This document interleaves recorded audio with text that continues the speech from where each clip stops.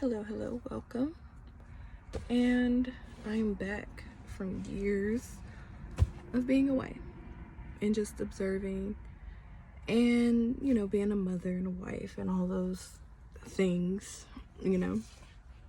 But I've been heavily observing and watching everything that goes on. And I feel like now is the time for not only myself, but other people who are observing and are full aware of what's been going on for a long time.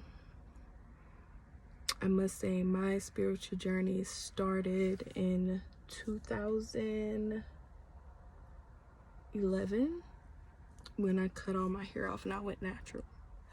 And then it progressed to basically learning about everything with the Black struggle, and diving deep into that and all the hidden shit and all the rituals and spells they put on Black people and all this stuff. I've been down that rabbit hole. And then once you come out of your circumference of my experience as a Black woman, and I start to just look at my experience as a woman, and so I've been down that rabbit hole on why women are treated the way they are within society. And then I went into like just being a human in general and all the things that has happened in history to other human beings like myself and why things have gotten the way that they have. So I've been observing, gaining knowledge, just trying to figure out where, what, and why this is. And when you dive into that, it can become a bottomless pit of plenty of explanations on why this and why that.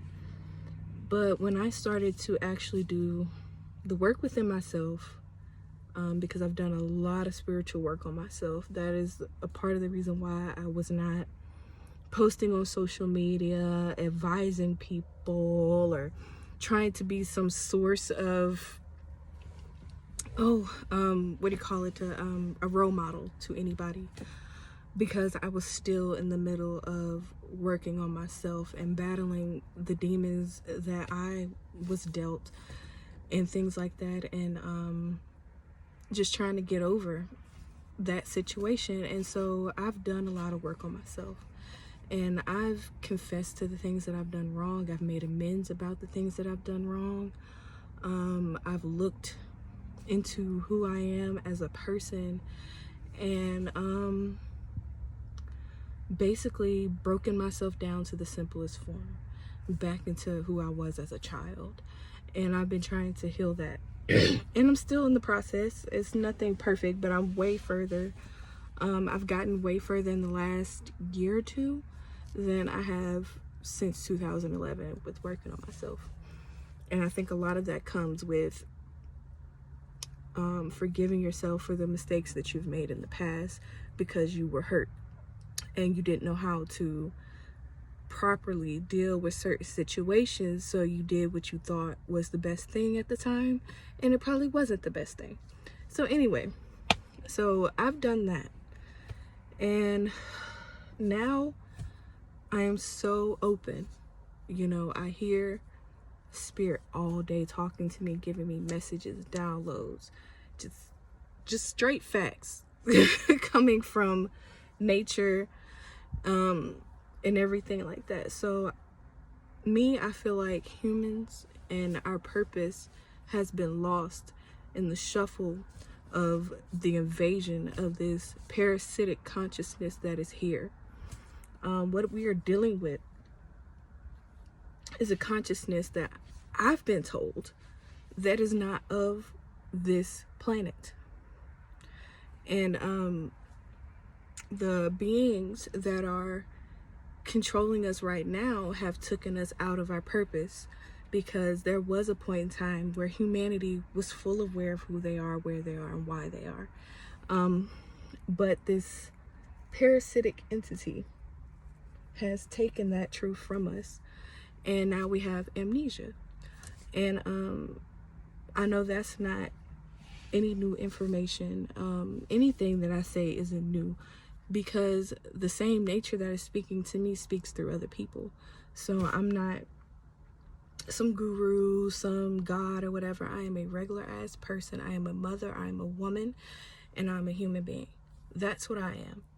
And the messages that have been relayed to me have been relayed to other people, and things like that. But for me, I feel like the biggest part in which they want me to stress is nature, and that nature is God to the people of this planet. Because and that is what we're here to do. We're here to be stewards of the planet. We're here to take care of the animals, the plants, everything that earth encompasses. We're supposed to be taking care of it and enhancing, making it better and even better for our future generations.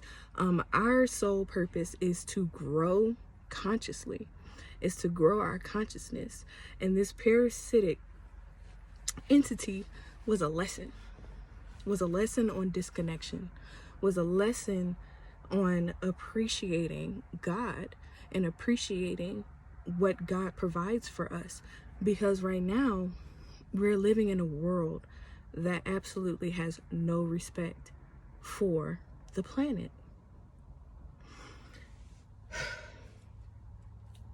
And I'm not perfect. I drive a car, I live in a house, I do the same things that everyone else is doing. I'm caught up in the system just like everybody else. And because I was raised in it, I don't know any better. I'm trying to know better. But, you know, we all have other things that are going on, like our mental pain and anguish that we go through every day that nobody really talks about, or they minimize it and just be like, you're all these labels, when in actuality and reality, most of these, not all, mental illnesses and things that we're seeing the rise in is coming from our disconnection from nature. We are eating harmful chemicals that are being pushed on us every day in every aspect of our life, from the air we breathe to the water we drink to the food that we eat. It has been modified in some type of way with some type of chemical, and it's all in an effort to keep you at a certain frequency so that these parasitic beings can eat and feed off of our negative energy. So that is what it's about. And nature has come to me to let everyone know that nature is not looking for perfection.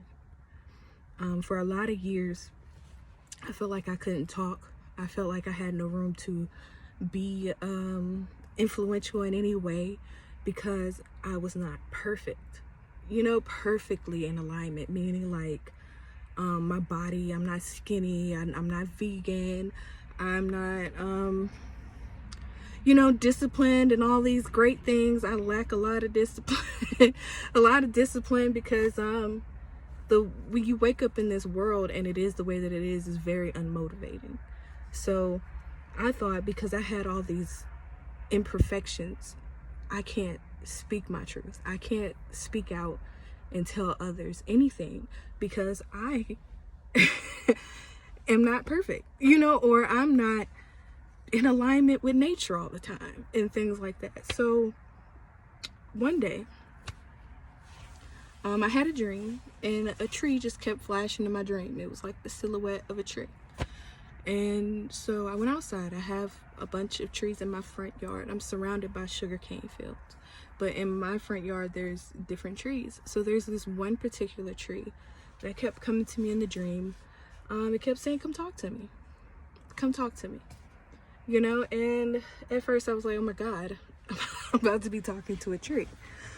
But when I talked to that tree, I got a huge message of we are not alone, ever.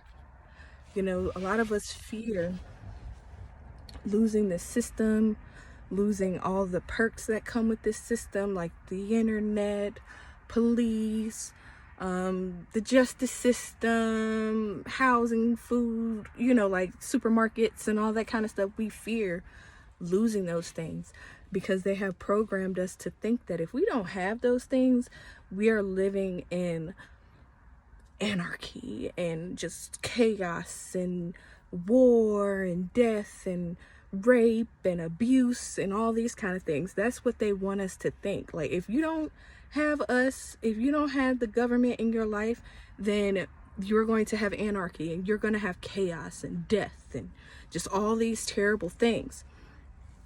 So for a lot of years, I struggled with not wanting this system, but not wanting to be without it either. So, and I don't think I'm the only person that feels like, what am I supposed to feel? Like, because we know what the system is. Deep down in our core, we know that children are being trafficked. We know that slaves are still around. We know that everything that we eat, everything we put on our back is controlled by slave labor. We know. And we act like we don't, but we know. We know. It's not even a guess. It's not even a conspiracy. We know. The information is out there. And yet we do nothing because we're so dependent upon this system to work. And so when I talked with the tree, and I was going through other things, but it was very comforting and reassuring that they said, we don't judge you. We don't judge you for what you eat. We don't judge you for what you wear. We don't judge you for being a victim of your circumstance. Trees are wise, okay? They're fixed in the same spot, just experiencing being one with nature. And so they are one with us as well. So they understand the psychological games that are played upon human beings. They understand, they know. And so they have no hard feelings about what we have allowed to be done. Because it's not necessarily personally that we are doing these things. It is what we've allowed to happen because of the powers that be. They've convinced us of this and that. And if we don't do this, they use fear to get us to go along with stuff that we know deep down isn't right. And so when I spoke with the tree, they were letting me know that I want you to let people know that we do not judge you. We do not shun you. We do not hate you. That is not how nature operates. And that they just want to be acknowledged. At the very least, acknowledge them. Talk to them. Walk with them. Like the tree expressed, like they love when people walk on their roots with their bare feet, because that is human contact, that is touch, feeling for them. So they feel connected to us when we do those things. And so they, you know, this tree, and I call him he because to me it's giving masculine energy to me, and it feels like a male tree. And so yeah, and he just wanted me to relay that message that nature is not upset with the children of the sun. They're not upset with us. They know what happened, and they know that even though this system was terrible, it was a part of our spiritual growth, that it had to happen in order for us to appreciate what we have. Typically, like with children, when they're born into something, they typically do not appreciate what they're born into. The things that we appreciate, we usually had to work for it, put in a lot of work to obtain it. So nature has always been there for us. So we became ungrateful for the things that nature provides. We became greedy, and now there's a parasitic energy that was attracted here and is now feeding off of all of the negative energy that we have, and it's also causing us to have even more negative energy so it can constantly eat and feed. So this entity is not going to be here forever. This is a temporary situation. And once they leave, how will we behave? Will we have the respect for nature? Will we have that respect for each other in human life? And I feel like a lot of the post-apocalyptic movies, that is a mouthful to say, programmed us, or men, I should say, into, when the system falls, y'all rape and pillage and kill and steal and destroy. And I think that's what they want us to do. If we were to take down the system, they're like, yeah, y'all just gonna kill and rape and destroy yourselves. You're not gonna organize and go back to nature and take care of each other and take care of the children, and that be the main focus and priority of the people. They're hoping that we turn into a Mad Max. They're hoping that we turn into a Book of Enoch. They're hoping that we're destitute and that we don't remember our past, and remember that we can live technologically advanced with nature and not have to harm nature in that process. There's so many different ways that we can live a more healthy, sustainable life for everybody. But them, they trick us into scarcity, fear, violence, abuse. That's how they keep us controlled, because we don't want to experience those things. And I get it. I'm not saying if they disappeared, those things will never happen, because that's not true. Because of human nature, we know that those things happen, but just not on the scale in which they push it, to us, And yeah, I just felt like I needed to get that message out on the behalf of nature. They wanted to let you guys know, to give them acknowledgement. And that's a start. And that's really all you have to do right now. Is just start acknowledging the nature that is around you. Pay them respects. Like, I used to take my kids to the park, and we would pick up flowers and acorns and pine cones and things like that. And there was this tree on the walking trail that had a giant, we call it fairy hole. And so we would put the, the things that we picked into the fairy hole and just wish prosperity for nature. That's it. And we were doing that. I was doing that before I really fully understood what I was doing. But now, I see the role that nature plays, and I see the role that the government plays, and how we treat one another and things like that. So now that I see that God is nature, and God is within every cell within our bodies. If you are a child of the sun, you are a child of this earth. And everything that is on this earth is within you. Sounds like God to me. It's omnipresent. Nature is always around. It's everywhere and nowhere at the same time. And yeah. And I feel like we've been looking for God, and God it's right here. It's everywhere around us. And we don't appreciate it every day. We're told that God is somewhere outside of us, somewhere else but here, and that we're just supposed to be here and exploit the earth, exploit the animals, take from this place. And we're supposed to go to heaven and live with some God after we just sat here and raped and pillaged the planet.